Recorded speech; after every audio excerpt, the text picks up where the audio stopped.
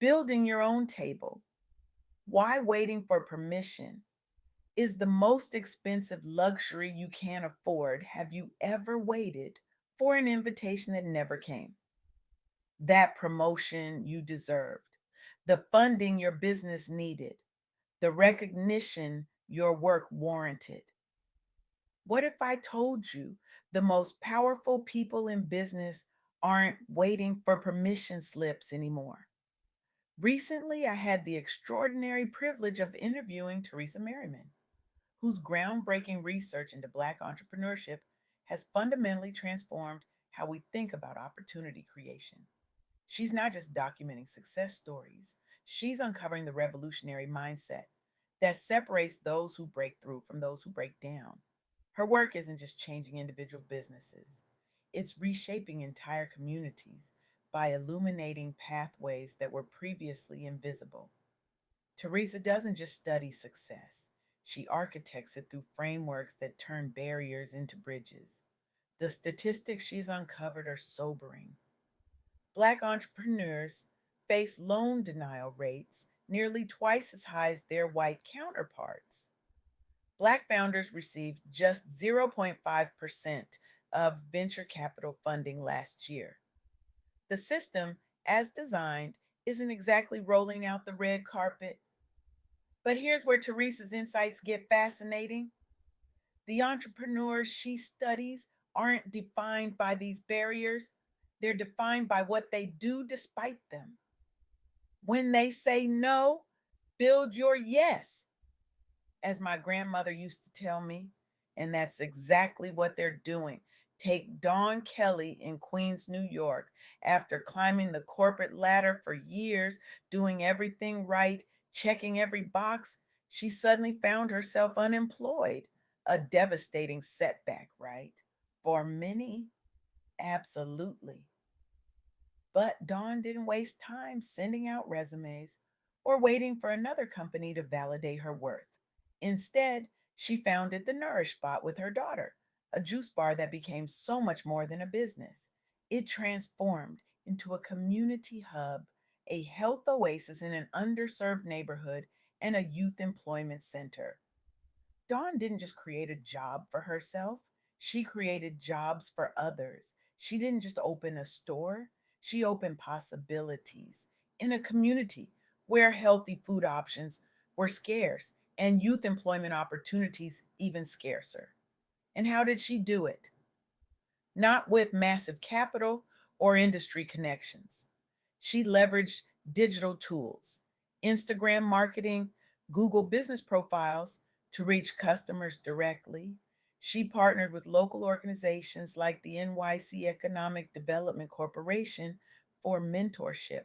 In other words, she built her own table and then invited others to sit at it. This pattern repeats across the stories Theresa Merriman has collected. It's not about having all the resources, it's about resourcefulness when resources are limited.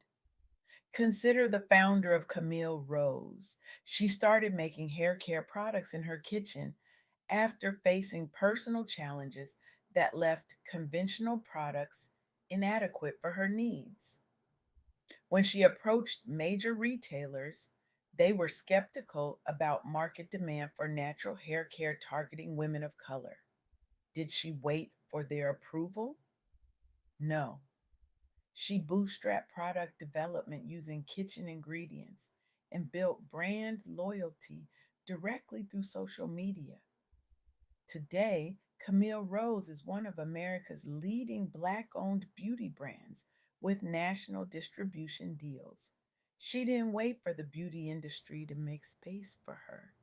She created that space herself and forced the industry to take notice. Let's be honest for a minute. This isn't easy. Creating your own opportunities requires more energy, more creativity, more resilience than simply walking through doors that are already open. It's exhausting that the playing field isn't level. But here's what Theresa Merriman's research reveals: when you build your own table, you get to decide who sits at it. You get to set the menu. You get to determine the conversation. There's power in that, power that transcends the initial struggle.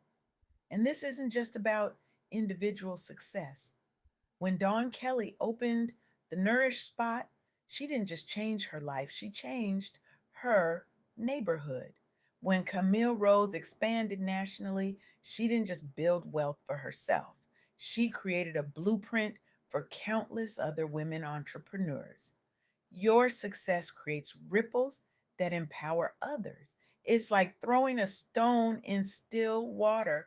The impact extends far beyond the initial splash. This is why organizations like the Sogol Foundation are so vital. Their Black Founder Startup Grant Program provides $5,000 to $10,000 grants, plus access to investor networks specifically for Black women and non binary founders. They recognize that waiting for traditional venture capital to become more inclusive wasn't enough. They built an alternative pathway. And the results? Multiple recipients have gone from idea stage to six-figure revenues within months without prior institutional backing or legacy connections. One founder told Teresa, I spent 2 years trying to get traditional investors to see my vision. Sogal saw it in 20 minutes. This is economic self determination in action. This is what happens when people stop waiting for a seat and start building their own furniture. But let me be clear about something. Building your own table isn't just about entrepreneurship. It's a mindset that applies whether you're launching a business, advancing in a corporate career, or creating in any field. It's about recognizing when systems aren't serving you and having the audacity to create alternatives. It's about understanding that sometimes the most powerful word in your vocabulary isn't please, but watch me. As Theresa Merriman's work shows us, this approach requires three key elements. First, you must embrace the discomfort of not waiting for permission. This means taking action before you feel ready, before all conditions are perfect, before everyone believes in you. It means accepting that the first version might be messy, but a messy start beats a perfect delay every time. Second, you need to leverage both community and digital tools. No one builds alone. The most successful opportunity creators tap into networks, mentorship, and technology to amplify their impact. Dawn Kelly didn't just open a juice bar, she created a digital presence that extended her reach beyond her physical location. Third, you must recognize that your success isn't just personal, it creates pathways for others. When you succeed despite barriers, you don't just change your life, you change what's possible for everyone watching. You become living proof that the impossible is negotiable. I know what some of you are thinking right now, but I don't have the resources, I don't have the connections, I don't have the privilege. And you're right. The barriers are real. The playing field isn't level. The challenges are significant. But here's what Theresa Merriman's research shows: waiting for perfect conditions means waiting forever. The entrepreneurs who succeed are the ones who start anyway, with whatever they have, wherever they are. They understand that perfect is the enemy of started. They recognize that resources often follow action rather than precede it. They know that connections can be built, not just inherited. Let me share something that struck me deeply from my conversation with Teresa. She said, the most dangerous lie we tell ourselves is that we need someone else's permission to begin. That hit me right in my chest. How many times have I waited for the perfect moment, the official green light, the external validation? Too many times. And I suspect I'm not alone. But what if we stopped waiting? What if starting today We identified one area where we've been waiting for approval, funding, or resources and took one bold step toward building it ourselves.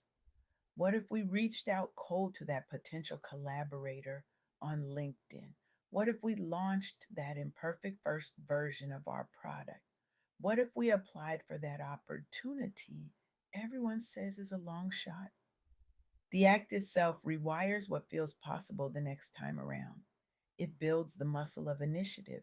It transforms us from permission seekers to path creators. And here's the beautiful paradox: when you stop waiting for a seat at the table and build your own, you often find yourself invited to tables you never even knew existed. Dawn Kelly didn't just build a juice bar, she built a reputation as a community leader that led to speaking engagements, mentorship opportunities, and connections she never anticipated. The founder of Camille Rose didn't just create hair care products, she created a platform that allowed her to influence industry standards around inclusivity. So Gal Foundation didn't just provide grants, they created a movement that's changing how we think about funding and opportunity. Your table becomes a launching pad, not a destination. So, where do we go from here? What's the actionable takeaway from all of Theresa Merriman's powerful insights? I want you to leave here today with more than inspiration. I want you to leave with intention. Right now, in this moment, I challenge you to identify the one door you've been knocking on that refuses to open, that opportunity you've been waiting for, that validation you've been seeking. Now, I want you to make a solemn promise to yourself.